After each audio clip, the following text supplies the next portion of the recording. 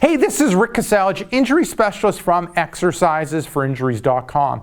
In this video, I wanted to go through the most effective knee strengthening exercises after injury.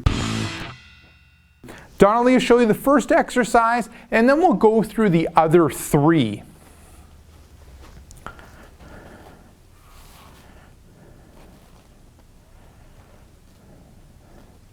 There we go.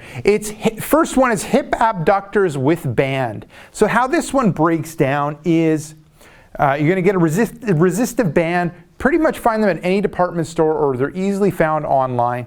The majority of them are the same. There isn't a drastic difference between them all. Just find a resistance that challenges you.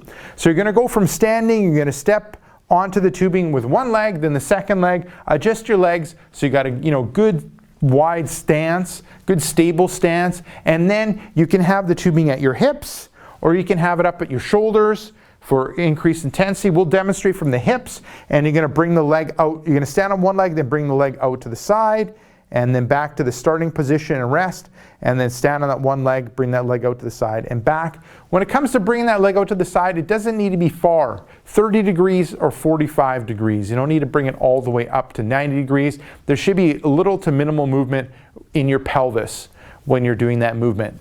Now, looking at the sets, reps, time, and intensity for this one, sets are 1, repetitions would be 5 on each side, time, smooth controlled movement with a quick stop at the end position, and the intensity will be moderate to light depending on your strength in the outer part of your hip and the resistive band resistance that you've selected.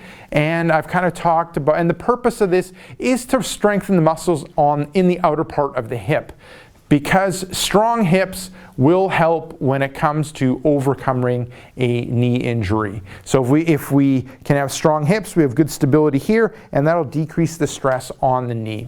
Okay, that's the first one. Now moving on to the second one.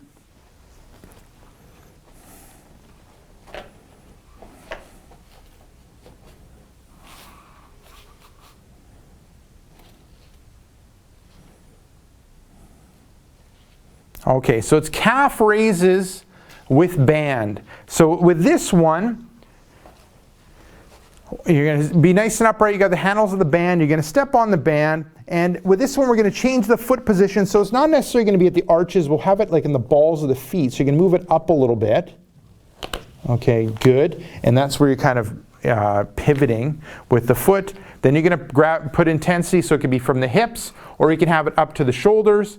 We'll demonstrate from the hips, and then you're going to come onto the toes, good, and back, and onto the toes, good, and back, good.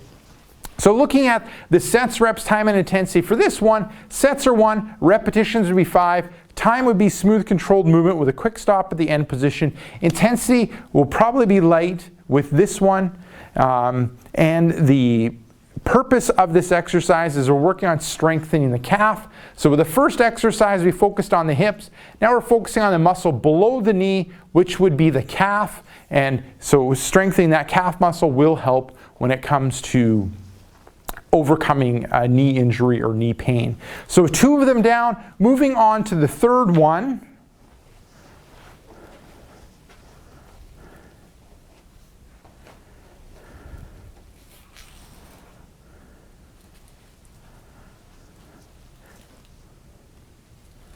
Good. So with this one, it's half squat with band. So how it breaks down, you got the band grabbing the handles. You're going to step onto the tubing, put it so it's at your arches. You can adjust your feet so you're good hip width apart. Then you're going to put the band handles at your hips, or for greater intensity, up at your shoulders. We'll demonstrate from the hips.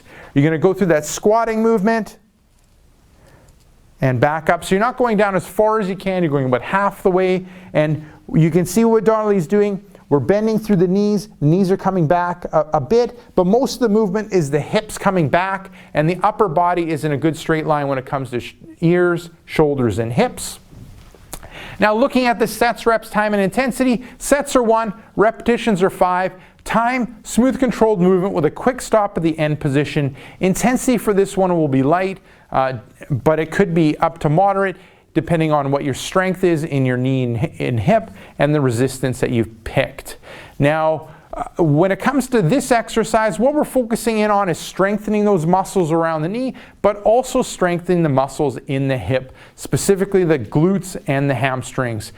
We know why we want to strengthen around the knee, because that's what we're looking at doing, is knee strengthening, but also strengthening up the hip will help strengthen the knee.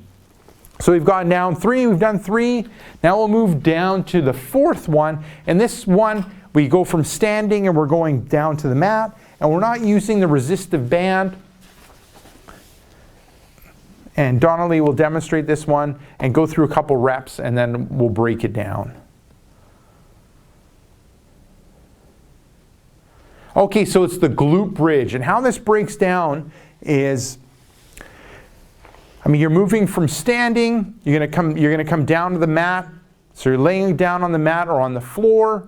You're relaxed in the upper body, knees are bent. You're going to tighten up that abdominal area. You're going to push through the heels or the back of the back part of the foot, and you're going to come up to the point where your knees, hips, and shoulders are in a straight line.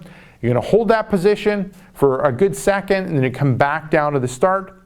You're going to relax and then tighten that abdominal area, come up again, knees, hips, and shoulders in a straight line, holding that top position for a good second. Now, looking at the sets, reps, time, and intensity for this one, sets are 1, repetitions are 5, time, smooth controlled movement with a good stop at the end position, so about a second. Intensity for this one will be on the light side, and the purpose of this one is we're really targeting the glutes and the hamstrings, because strong glutes and strong hips will help strengthen the knee. So there you go. Give those 4 exercises a go. They're the most effective knee strengthening exercise that you can do after injury.